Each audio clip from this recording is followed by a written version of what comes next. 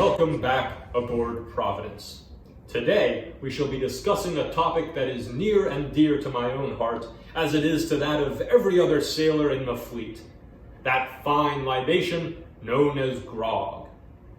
But Erasmus, you may cry, what means this grog? What is this splendid beverage of which you speak? Fear not, for I shall enlighten you. Most simply, grog is just a mixture of rum and water, but it can be ever so much more. On long sea voyages, we are obliged to lay in a large quantity of fresh water. Unfortunately, without modern techniques such as chlorination, effective filtration, and ultraviolet sterilization, this water quickly becomes a habitat for algae. This renders it very unappealing, and it goes down much easier if it can be mixed with beer, wine, brandy, or rum to give it a bit of a kick. Rum was a particular favorite of the British Royal Navy, as it keeps better than beer and wine and also takes up less room on board ship. After the British invasion of Jamaica in 1655, it was also much more readily available, as brandy or wine were often produced by England's perennial foe, the hated French. Our own US Navy followed England's example, with Congress decreeing half a pint of spirits per man per day in 1801. Although this ration was originally doled out in rum, Thomas Jefferson's Secretary of the Navy ordered that US ships carry pure rye whiskey of the 3rd or 2nd proof and 1-year-old instead, as it was cheaper and more wholesome. It probably also helped that the whiskey was produced here in the States rather than having to be imported from the West Indies. But I am getting ahead of myself. The name grog dates all the way back to 1740, when Admiral Edward Vernon of the Royal Navy issued his infamous Order to Captains number 349. This order stated that sailors' rum ration be every day mixed with the proportion of a quart of water to a half pint of rum, to be mixed in a scuttled butt, kept for that purpose, and to be done upon the deck and in the presence of the lieutenant of the watch, who is to take particular care to see that the men are not defrauded in having their full allowance. Admiral Vernon was often called Old Grog by his men, after a boat cloak of grogram fabric which he habitually wore, and so the name stuck.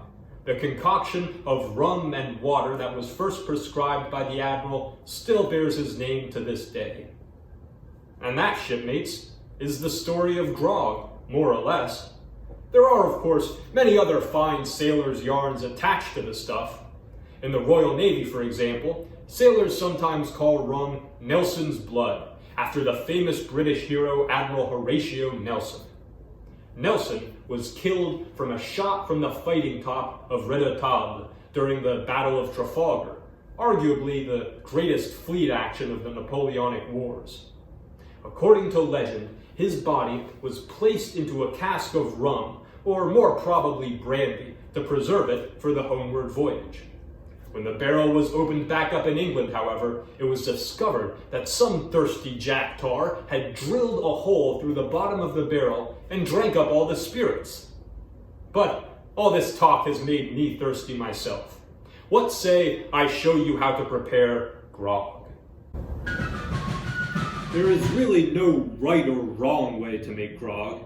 Mostly, 'tis a matter of personal taste and whatever you happen to have on hand. The only absolutely necessary ingredients are rum and water. We shall make 3-water grog. That's 3 parts water to 1 part rum. And as I have no measure handy, I shall have to approximate. That looks about right. Now for the rum.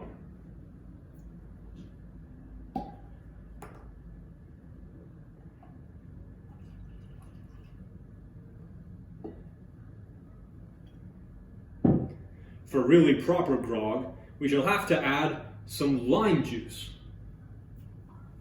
This helps improve the flavor, but more importantly, it wards off the dreaded scurvy.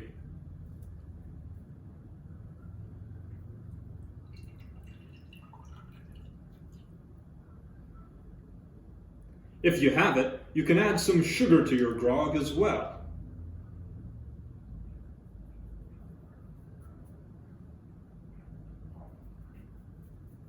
For those with a more refined palate and a fuller purse, try adding some cinnamon and sprinkling in some nutmeg.